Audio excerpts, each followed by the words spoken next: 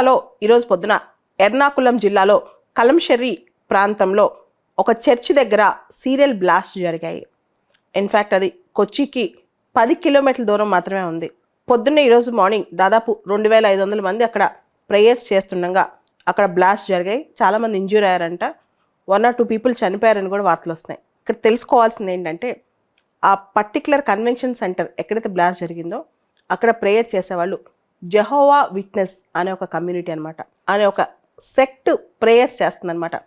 Jehovah witness అనేది ఒక Christianity sect, క్రిస్టియానిటీలోనే ఒక సెక్ట్ అనమాట. వీళ్ళు ట్రినిటీ అనే కాన్సెప్ట్ నమ్మరు. ట్రినిటీ అంటే జనరల్గా క్రిస్టియానిటీలో ఫాదర్, సన్, హోలీ స్పిరిట్. కానీ వీళ్ళు ఆల్మైటీ గాడ్ ఒక్కడే. ట్రినిటీ అనే కాన్సెప్ట్ వీళ్ళు నమ్మరు అనమాట. జెహోవా విట్నెస్ అనేది అమెరికాలో బైబుల్ స్టూడెంట్ మూమెంట్ 1870లో స్టార్ట్ అయినప్పుడు అక్కడ పాస్టర్ చార్ల్స్ రస్సెల్ అని ఆయన స్టార్ట్ చేసిన మూమెంట్ అనమాట ఇది.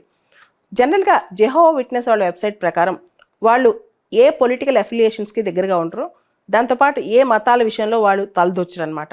అయితే జెహోవా విట్నెస్ మీద ఒక చిన్న అభియోగం ఉంది. వాళ్ళు ఎక్కువగా రిలీజియస్ కన్వర్షన్స్ చేస్తూ ఉంటారు అని. దాని తర్వాత వీళ్ళు Jesus Christ is a king of gods kingdom in heaven అంటారు. అంటే ఆయన స్వర్గంలో గాడ్స్ కింగ్డమ్లో జీసస్ క్రైస్టే మహారాజు అని చెప్పి ఆయన నమ్ముతారు, వాళ్ళు నమ్ముతారనమాట.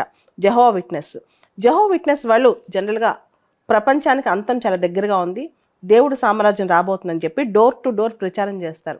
వీళ్ళ రూల్స్ రెగ్యులేషన్స్ కూడా కొన్ని కన్జర్వేటివ్గా ఉంటాయి. వీళ్ళు ఈస్టర్ పండగని, క్రిస్మస్ పండగని కూడా సెలబ్రేట్ చేసుకోరు. అయితే ఇక్కడ జెహోవా విట్నెస్ సెక్ట్ మనకెందుకు ఇంపార్టెంట్ అంటే పాలిటీలో మనకు ఒక కేసు ఉంది, Bijoe Emmanuel versus state of Kerala.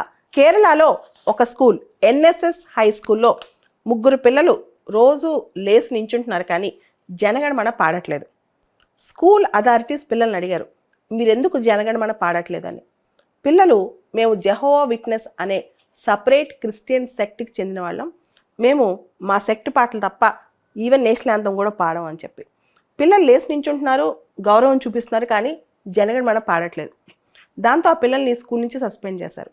ఈ కేసు సుప్రీంకోర్టు దాకా వెళ్ళిందనమాట. సుప్రీంకోర్టు ఏమని తెలుసా, ఆర్టికల్ 25 రిలీజియస్ ఫ్రీడమ్ ఉంది కదా మనకి, అది if you have genuine conscientious religious objection you need not sing national anthem without showing disrespect to it. అంటే మీకు మతపరమైన జెన్యూన్గా ఒక అబ్జెక్షన్ ఉంటే మీరు జాతీయ గీతాన్ని అగౌరవపరచకుండా దాన్ని పాడకపోయినా పర్వాలేదని చెప్పి సుప్రీంకోర్టు 1986లో తీర్పిచ్చిందనమాట. అదే famous case Bijoe Emmanuel versus state of Kerala. Jehovah witness అనగానే మనకి ఈ కేసు గుర్తు రావాలన్నమాట. దాంతోపాటు ఈ నేషనల్ యాంథమ్ కేసు మళ్ళీ న్యూస్లోకి వచ్చింది.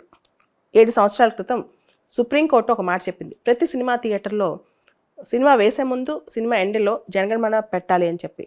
అప్పుడు స్కూల్లో జనగణమన పాడాలా వద్దా అనేది మనకి మతపరమైన అబ్జెక్షన్ ఉంటే ఆపేయచ్చు అని చెప్పిన సుప్రీంకోర్టు మళ్ళా సినిమా హాల్లో ముందు వెనక జనగణమన పాడాలి అని చెప్పడం ఎంతవరకు రైట్ అని చెప్పి నేషనల్ యాంథమ్ కేసు అంటాం.